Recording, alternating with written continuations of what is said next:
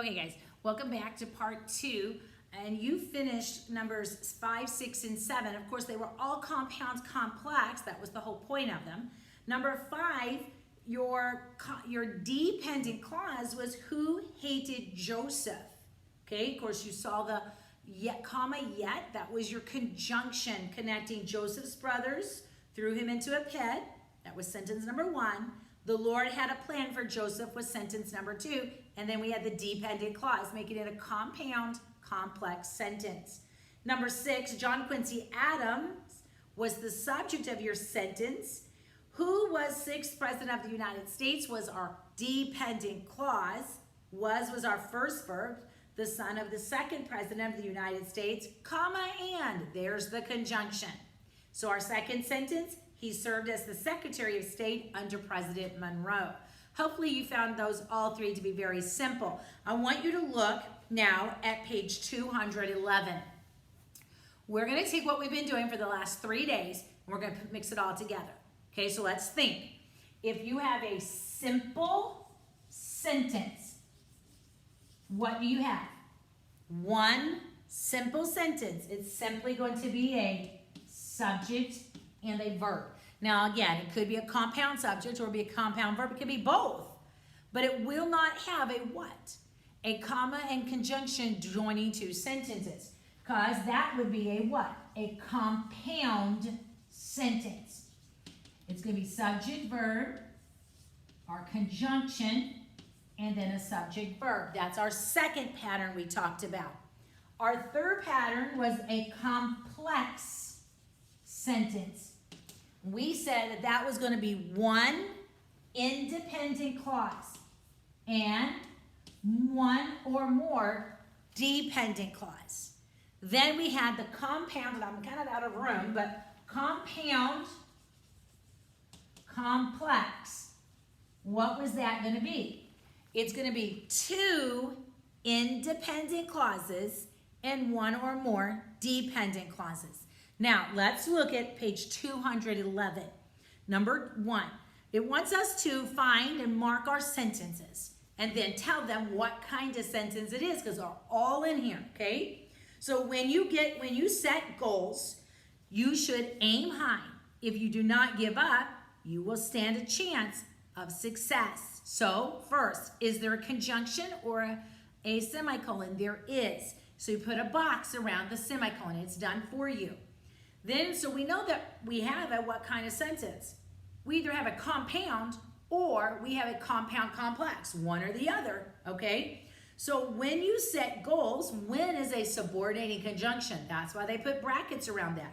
When you set goals is a dependent clause, okay? I really don't even have to go any further, do I? I know that I have 2 independent sentences and I have a dependent clause. Now I need to check it and make sure I've done it right by finishing, but what am I going to have? I'm going to have a compound, because they want the pattern, so we're going to do that in a second. We're going to have a compound complex sentence. So we have a dependent clause, you set. Okay, so when you set goals, that's a dependent clause. You should aim high is a independent clause. You should aim. Then we have a conjunction. Then we have if you do not give up. That's a what? That is a dependent clause because the word if is a subordinate conjunction. You will stand a good chance of success is a independent clause. So we have a dependent plus an independent plus a dependent plus an independent. So if I have 2 independent clauses with 1 or more dependent, I have a compound complex sentence. That is what all those letters on the side mean. D plus I plus D plus I equals compounds complex. Look at number 2. I've got it on the board. You're going to do it in your book.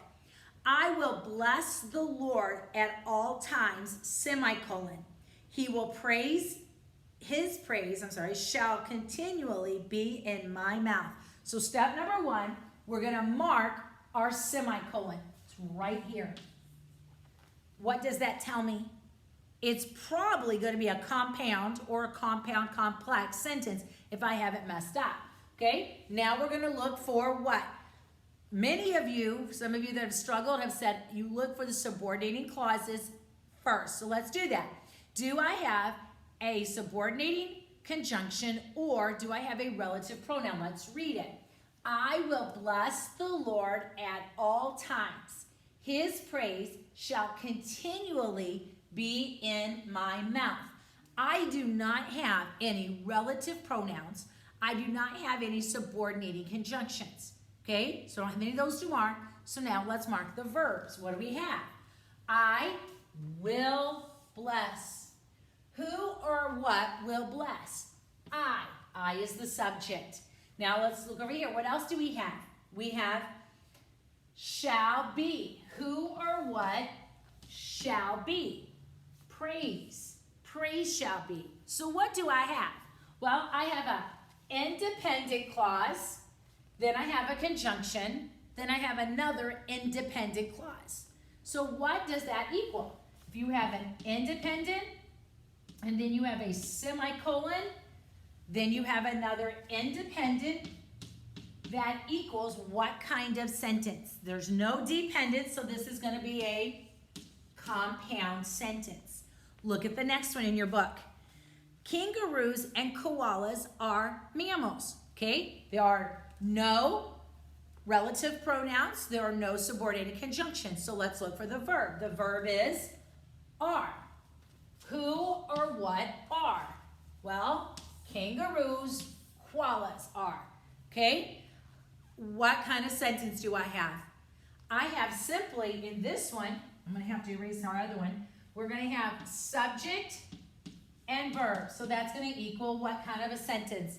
A simple sentence. Look at the next one. Mrs. Lucas, who teaches my computer class, is my volleyball coach. So do you see any subordinating conjunctions or relative pronouns? Sure you do. What is it? Who. So what's the clause? Who teaches my computer class? That's your clause. Look only at that dependent clause. Is there a subject and verb? Yes, there is. Teaches. Who teaches? Okay? So what is that? That is a dependent clause. Look over here. Mrs. Lucas is my volleyball coach. That's what's left. What's the verb? Is. Who or what is? Mrs. Lucas. So Mrs. Lucas is my volleyball coach is an independent clause. So I have an independent clause plus a dependent clause. That's going to equal what kind of a sentence? It's going to be a complex sentence. Okay? Now, look at the next one. Keep thy heart with all diligence, for out of it are the issues of life. First, do you have a comma and a conjunction? You do. You have 4. Put a box around it. Now, do you have any relative pronouns or subordinating conjunctions? Keep thy heart with all diligence, for out of it are the issues of life. We do not. We do not have any relative pronouns. We do not have any subordinating conjunctions. So now let's look for our verbs. Keep thy heart with all diligence. What's the verb? Hopefully you said keep. Who or what keep? You keep. You keep. Okay? Look at your second one. Out of it are the issues of life. What's the verb? Are. Who or what are? Issues. Issues are. So now what do we have? Keep thy heart with all diligence is a independent clause. Out of it are the issues of life. There is a independent clause. Independent clause, and I should have instead of put the plus here, I should have put conjunction. Independent clause. What does that give me? It makes it compound. Okay?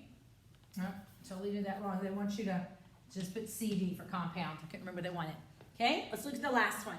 When we went fishing, we all caught a fish, but Kevin, who had never been fishing, caught 3 fish. Okay? So number 1, do you have a comma and a coordinating conjunction or a semicolon? Yes, you do. Okay? What is it? Where do you have? Comma, but. Okay? Now, do you have any relative pronouns or